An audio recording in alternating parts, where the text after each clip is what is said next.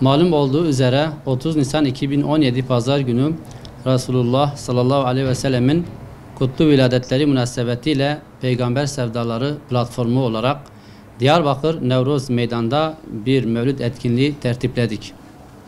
Bu yılki kutlu doğum teması hak ve adalet rehberi Hz. Muhammed sallallahu aleyhi ve sellem idi.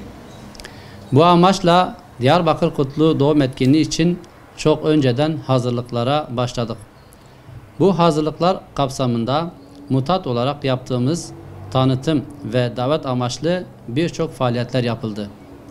Bu tanıtımla birlikte Diyarbakır ve ilçelerinde 150 bin adet Hira'dan Yükselen Nur adlı kitabı dağıttık. Yüce Rabbimizin yardımıyla bu çalışmalarımız sonuç verdi ve etkinliğin yapıldığı meydana yüz binlerce peygamber aşığı akın etti. Toplanan maşeri kalabalık her bir ağızdan getirilen salavatlara eşlik ederek Hz. Muhammed sallallahu aleyhi ve selleme canı gönülden bağlılıklarını göstermiş oldu. Böylelikle tüm dünya bir kez daha Diyarbakır'ın Diyar-ı Muhammed sallallahu aleyhi ve sellem ve Diyar-ı İslam olduğuna şahitlik etti. Bu güzel sonuçtan dolayı Yüce Rabbimize hamd ediyoruz. Platform olarak biz bu etkinliklerle Peygamber Efendimizin sadece nurlu doğum gününü kutlamıyoruz. Bu etkinlikleri yapmamızdaki amaç ve gaye alemlere rahmet olarak gönderilen iki dünya serveri Hz. Muhammed sallallahu aleyhi ve sellemin rehberliğinin daha fazla tanınıp bilinmesi ve sünnet-i seniyesine sımsıkı sarılıp yaşanmasının sağlanmasıdır.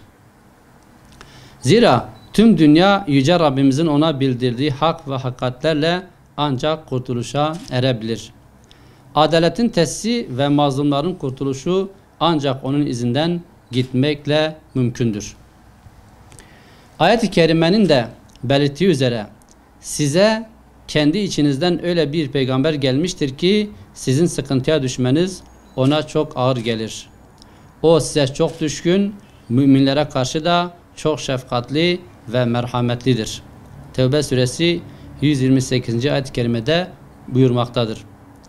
Anlaşılan şudur ki Peygamber Efendimiz sallallahu aleyhi ve sellem ümmetinin her bir ferdine çok düşkün, şefkatli ve merhametliydi. Bizim de ümmet olarak ona olan sevgi, muhabbet ve bağlılığımızı bu vesileyle göstermemiz ahde vefa ve sadakatin bir gereğidir. Yüce Rabbimiz sürekli bizleri Hz. Muhammed sallallahu aleyhi ve sellem bağlılığından eylesin. Ayaklarımızı İslam üzere sabit kılsın ve coğrafyamızdan küfür ve nifakın ortadan kalkmasına bir sebep kılsın inşallah. Bu vesileyle etkinin yapılmasında emeği geçen başta üye ve gönüllülerimizi bu kutlu hizmetten dolayı tebrik ediyoruz.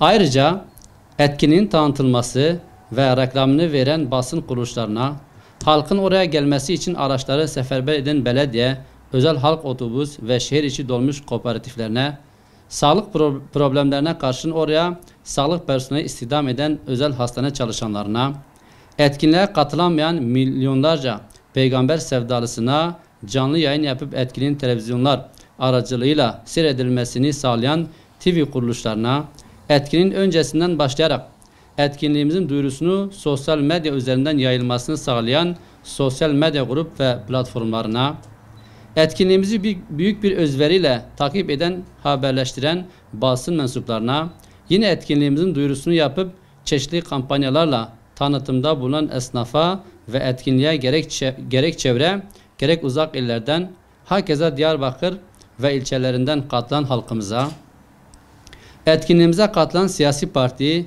STK yönetici, üye ve gönüllülerine, yurt dışından gelip etkinliğimize katılım göstermekle bize destek olan misafirlerimize candan teşekkürlerimizi sunuyoruz. Rabbimiz kendi ve Resul'ün sevgisini hiçbir zaman kalbimizden eksik etmesin. Amin. Çok teşekkür ediyorum.